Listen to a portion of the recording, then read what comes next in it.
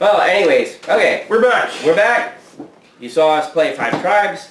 I am just as embarrassed as you are of me with my gameplay. That Jeb, every single game he has played as this, he's been awful, and he continues to be awful. Yes, this is actually a game we've played more than once.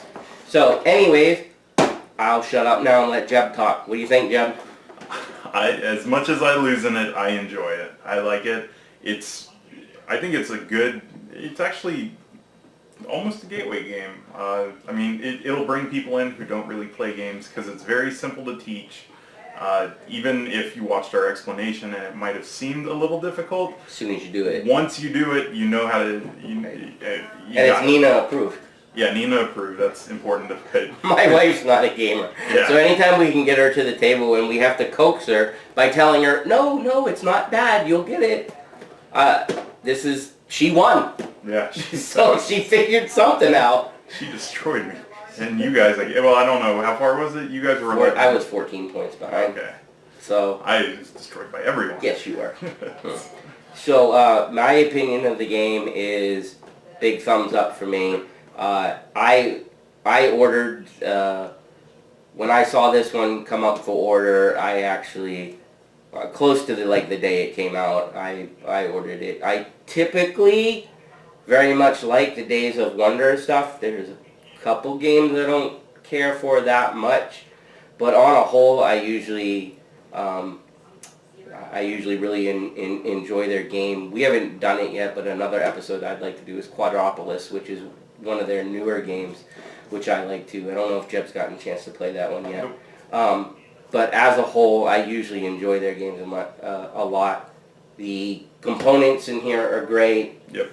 The player sheet is great. That's another thing I think that makes it really accessible for the new players because even though the mechanics are super simple, once you understand them, remembering what all the meeples do, that can be that can be like, oh, I forgot what they do. You just look down your sheet and take it. And of course, I don't know how many genies there are, but there's no way you're going to memorize that without a tons of gameplay, right? And the explanations are very, very clear. You understand exactly what they do when you read the explanations. I would say I'm pretty sure in this game we haven't looked up anything. The only thing we ever looked up is, can you assassinate a meeple on your own tile? That's the only thing we ever looked up, and the answer is yes.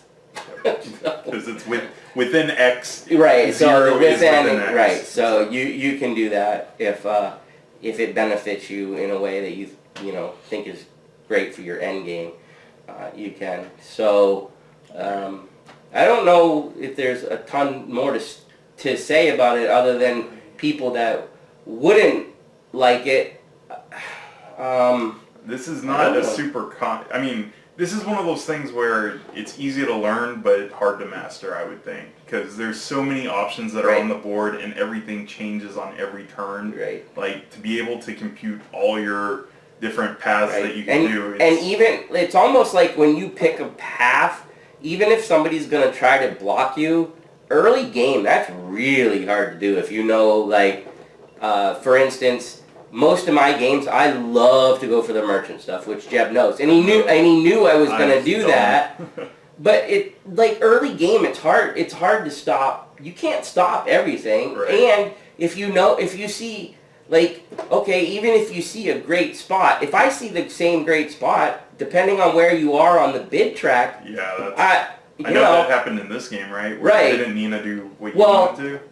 Nina, I don't know if she meant to do it, but she, strategically, holding all her money till endgame was genius. Mm-hmm. Because then when she saw all the open spots, she took that 12 spot, twice in a row. Yeah. I mean, who's going to jump 18? Yeah, she did 0 for, the first 3 I know, that's rounds. what I'm saying. And then on top of that, crucial parts in the game, she was able to take the 12 spot, and then...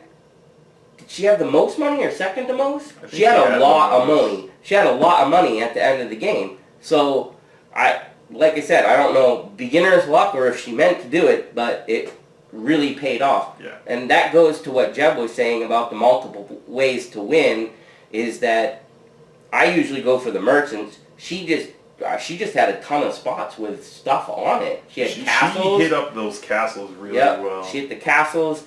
She paid attention to when she could just take stuff on the board. Yep.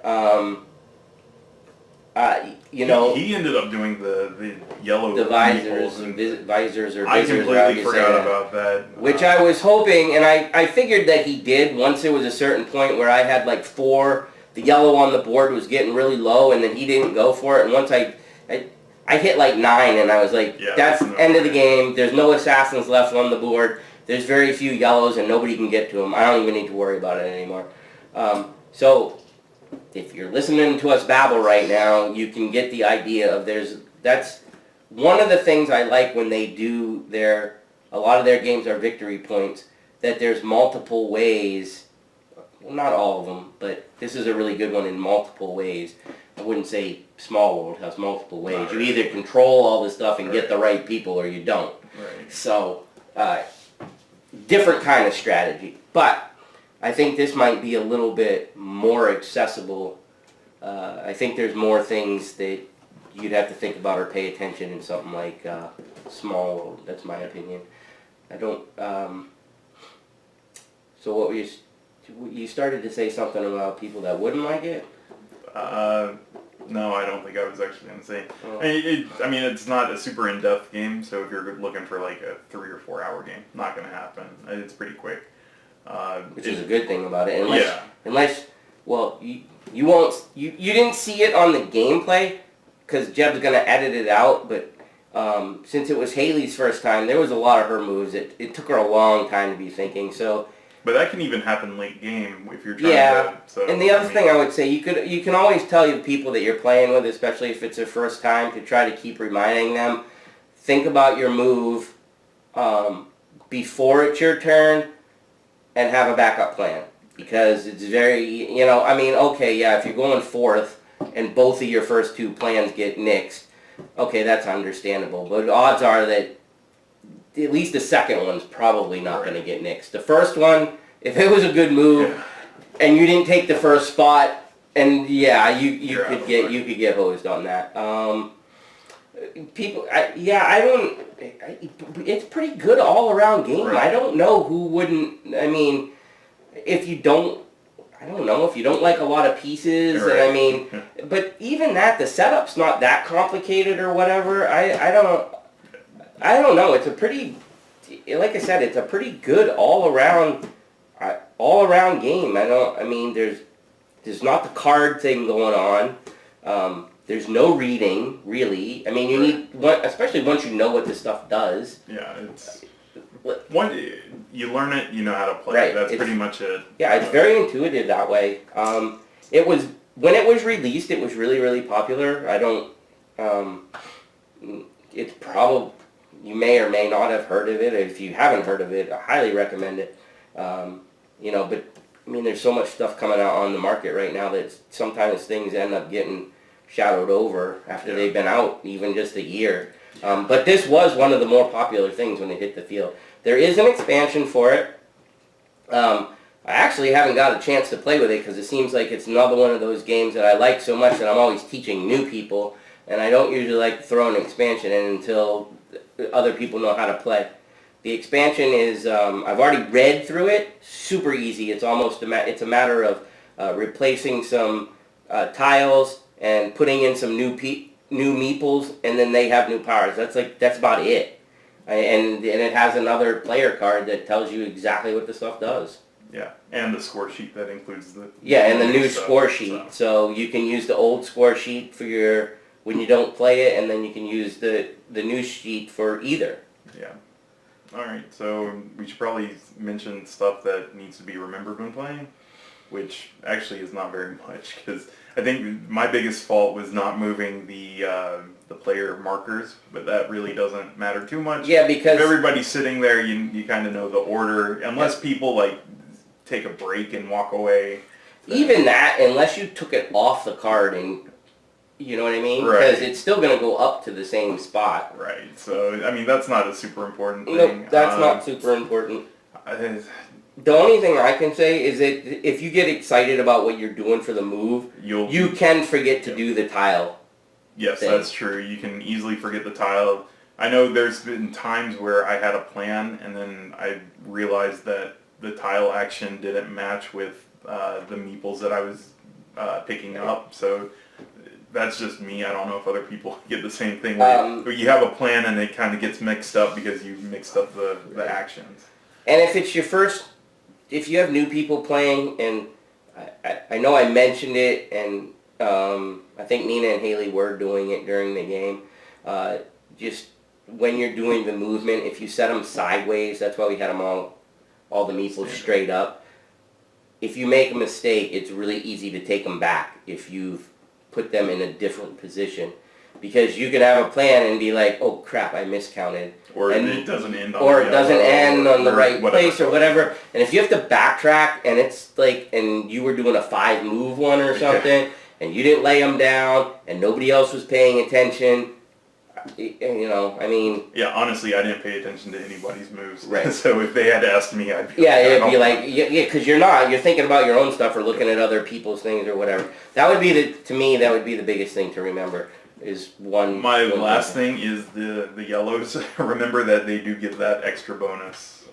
That was just my fault, I think. I don't know if other people... He's just salty because I did it again to him, and Yes. I've done it every game to him. I have it in my head. I know they're worth 1 victory point, but I always forget that if you have the most, or if you have more than other people, you get more points. Yes. So. And that really can be huge at the end of the game.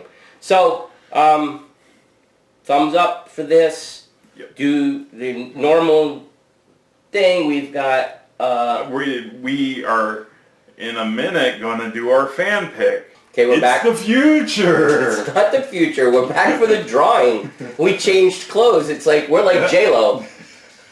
Every 5 seconds. Except nobody wants to look at us. Notice the hat? There is no hat. You know why? Because nobody gave us any suggestions. So guess what? We picked. Yep, we're going to pick something that we think people might like, right? Yes, we are. We're going to just go with it. It's actually going to be it was a Kickstarter. It was a Kickstarter. And right neither you or I backed it, and we both think it's a great game because Haley backed it. Yes, she did. I remember when it came up, I was like, maybe, but then I said no towards the end. So. Man, I thought it looked really good, except Haley already backed it, so I was like, why should I do it? So I guess we should tell them what it is, right? Yeah. Santorini. Yay, Santorini. We don't know if you've heard of it or not. I think right now it is on pre-order. So you can look for that online. You can look on Board Game Geek for any information or the Kickstarter page. But we're going to go with Santorini. It's a pretty nifty game, and I guess that's about it for now. Yep. So, time to go back to the past. Go back to the past. You got your DeLorean, or did they go to the future? Or they went to the past and the future? Right? Yeah, all over the place. Everywhere. All right. All right. No DeLorean. All right. Oh, we're back from the fan pick. That was some clever editing, if you didn't notice. I'm pretty sure our shirts are different. Oh my gosh. So, you now know what the fan pick is. Maybe. I don't know. They will. We don't actually. Okay, right now we don't. So we're gonna do the fan pick. Yeah. So at some point we did the fan pick, and we're gonna do that video next. Yeah. So you have that to look forward to. We've got more videos in the pipeline. I think we've got pretty much season 2 filled out. We have season 2 filled out. We've got Kickstarters coming in. We have Kickstarters that have already arrived, and some random. Unfortunately, we don't get to do this full time. All right. Oh well. We're working on that. It'll be fun. Yeah, it is. So get people to subscribe. Yeah. Maybe we'll be tell famous. Tell people about us. Maybe they'll enjoy Mickey berating me. That's the best part. For you. Yeah. Well. Okay. All right. The best part's when I win. So. All right. That it? Yeah. All right. Until it. next time. See you guys. Bye. Boards and booze, booze and boards with Mickey and Jeb.